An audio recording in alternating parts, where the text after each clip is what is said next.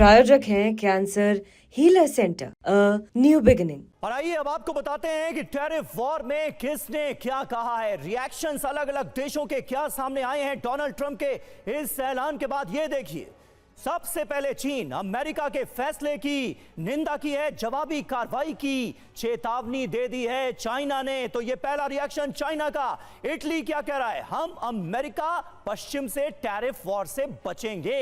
ये संभला हुआ स्टेटमेंट जॉर्जिया मेलोनी की तरफ से सामने आया है। कनाडा ने कहा टैरिफ का जवाब देंगे, ताकत के साथ काम करना जरूरी है, मार्क कार्नी कह रहे हैं कनाडा के पीएम। ऑस्ट्रेलिया के पीएम क्या कह रहे हैं? एंथनी एल्बनीज, अमेरिका का टैरिफ पूरी तरह से अनुचित है, गलत है, ये किसी दोस्त का काम नहीं हो सकता, ये कहा है ऑस्ट्रेलिया ने। अब आप देखिए, यूरोपीय संसद, अमेरिकी मित्रों के लिए मुक्ति दिवस नहीं, ये आक्रोश दिवस है। ये यूरोपीय यूनियन का पक्ष निकलकर सामने आया है। स्वीडन कह रहा है ट्रेड वॉर नहीं चाहते, अमेरिका के साथ व्यापार और सहयोग चाहते हैं। तो ये अलग अलग देशों के जो रिएक्शन सामने आए हैं वो आपके सामने हैं। स्विट्जरलैंड ने कहा जल्द अगली रणनीति का ऐलान होगा, अंतरराष्ट्रीय कानून और मुक्त व्यापार का सम्मान होना चाहिए, ये स्विट्जरलैंड का पक्ष है। वहीं ब्राजील ने कहा अमेरिका का मुकाबला करने के लिए कानून को हमने मंजूरी दी है। तो ये अलग अलग रिएक्शन सामने आ रहे हैं। हमारे साथ आज की डिबेट में एक अर्थशास्त्री भी मौजूद हैं। कपूर साहब, मैं आपसे जानना चाहूंगा, भारत कि ऑटोमोबाइल कंपनियों पर इसका कितना असर पड़ेगा, हमारे मेक इन इंडिया प्रोजेक्ट पर इसका कितना असर पड़ेगा? यह सवाल इसलिए क्योंकि मारुति हो, होंडा हो, हुंडई हो, क्या आपको लगता है कि अमेरिका के इस फैसले के बाद इन सारी कार कंपनियों को अपने प्रोडक्शन का एक हिस्सा अमेरिका शिफ्ट करना पड़ सकता है?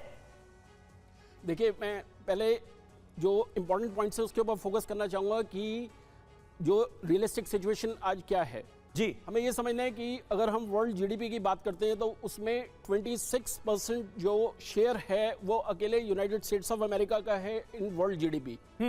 जब हम इंडिया की बात करते हैं तो इंडिया का शेयर जो है वो 2.5% है इन इंटायर वर्ल्ड जीडीपी।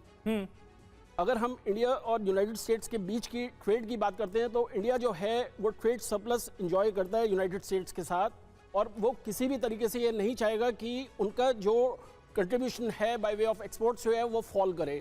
अब ऐसे में बहुत ज़रूरी हो जाता है कि देखिए, इंटरनेशनल ट्रेड जब भी मूव करती है आगे तो वो एक नेगोशिएशंस में मूव करनी चाहिए। और मेरा ये मानना है कि इंडिया को आगे एक जो पाथ है वो इस तरीके का अडॉप्ट करना पड़ेगा कि उन्हें अमेरिकन प्रोडक्ट्स पे जो टैरिफ्स हैं उनको रिड्यूस करना पड़ेगा, सो दैट हमारे भी प्रोडक्ट्स को जो है उसी तरीके से काउंटर बैलेंस होके बेनिफिट हो। ठीक है, मेरे सवाल का जवाब रह गया, लेकिन कपूर साहब, फर्क पड़ेगा कि नहीं पड़ेगा?